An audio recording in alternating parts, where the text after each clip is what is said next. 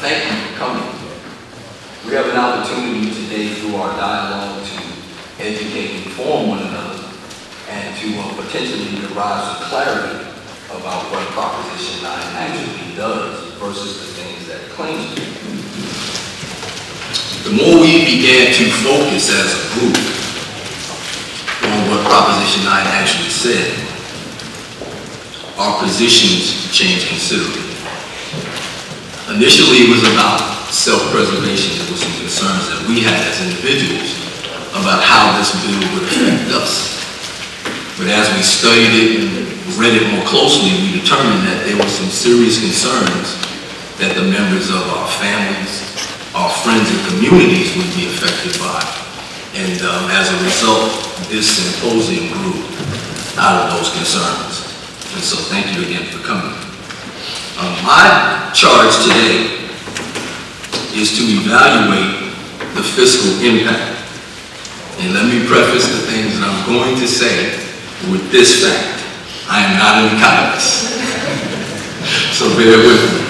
I've gathered some resources from different venues, and I hope the things that I share will actually impact how you understand this bill and what you think should be the focus of how we proceed with respect to our position as vote no on 9. The California Legislative Office said this: the potential net savings of Proposition 9 will be in the low tens of millions. What it also says is that by implementing Proposition 9 and doing all of the things necessary for it to come to fruition as it is proposed, will more than likely cost in the hundreds of millions, not only to initiate it and implement it, but also to maintain it on an annual basis. And so the first thing that caused some concern for me was the impact that it would have on a state whose budget is challenged, and even though it's just been recently signed to the tune of $140 billion, it took a deficit of maybe 20 million and passed it on till next year, which is invariably what the state of California does with the money that it owes.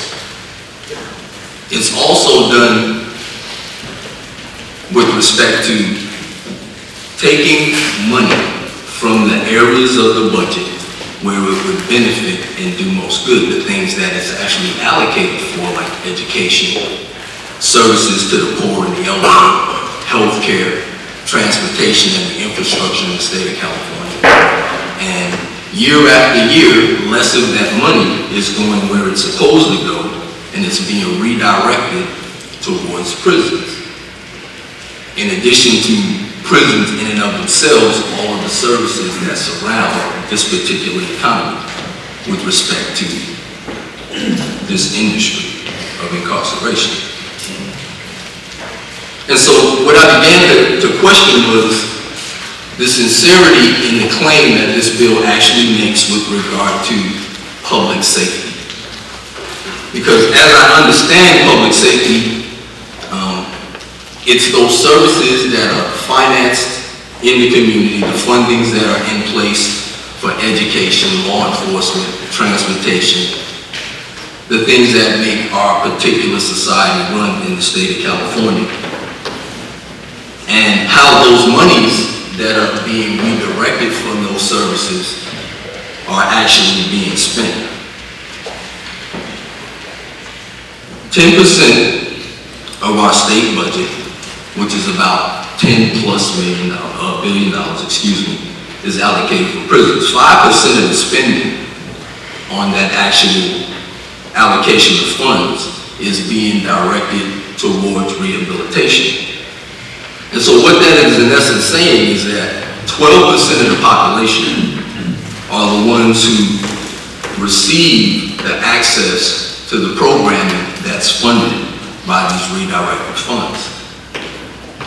88% of the people who are incarcerated in the state of California, which is approaching about 180,000, aren't being impacted by those services with respect to rehabilitation.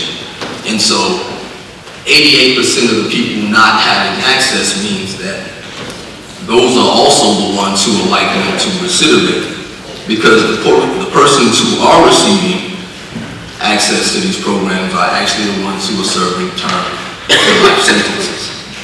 Those who have been incarcerated for decades, who recognize the importance of rehabilitation and want always to avail themselves to every opportunity to receive those rehabilitative efforts.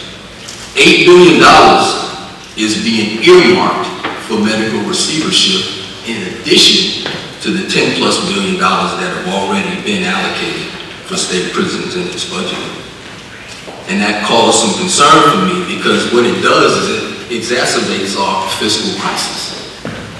And even though we have bond initiatives and borrow monies and find creative ways to suggest that we have some fiscal responsibility, the truth of the matter is that we don't. And the significance of that with respect to the fiscal impact in this state is this. Last Friday, numbers came out that stated that California presently has 7.7% unemployment. Anybody who watches the news or is paying attention to what's going on Wall Street and our foreclosure crisis situation throughout the country recognizes that we're on the brink of recession if we're not actually already there. And so I would posit today that it's probably not in our best interest to spend hundreds of millions of dollars on the same policies that have already proven themselves to be ineffective. There's a tenet in NA that says that anyone who continues to do the same thing the same way expecting a different result is what? You know what I'm talking about. And so I wouldn't suggest that those leaders in our state government are actually insane. Some might, but I won't. Would tend to lend to the fact that there should be some concern about how we expend hundreds of billions of dollars in the future. If incarcerated men and their families are being affected, and we're already strapped with respect to prison capacity, what the Legislative Analyst's Office has said is that the minimal amount of savings that could potentially be garnered by implementing new policy actually might undermine the whole concept of what our fiscal responsibilities should be. And to spend hundreds of millions to save tens of millions isn't an economy or a fiscal plan that I think would work in anyone's household, and I certainly don't think that it would work for the state of California. And so with respect to this public safety issue, if education is being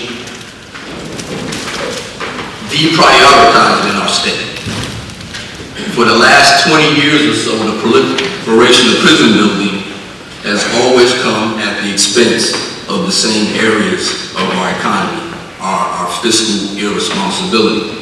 Monies continue to be redirected from education, healthcare, services to the poor and the like. And what we've seen is California, who once was in the upper tier of education on a national level, now on the lowest tier. We have the highest rate of high school dropouts that we've ever had.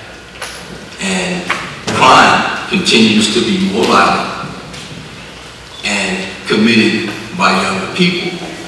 And so I would think that there would be a direct correlation between how we're not spending the money that we should be spending in the right places and the problems that continue to persist in the state of California. And so I would posit today that we should be voting no on 9, because 9 continues to undermine with respect to what it posits its intention and what the benefit from those intentions would actually realize as not being what's in the interest of public safety. Because if our crimes are becoming more violent and they're being committed by high school age kids because they're not getting the services and the attention that they need, then maybe we should rethink how we try to change the laws that govern this state. Thank you.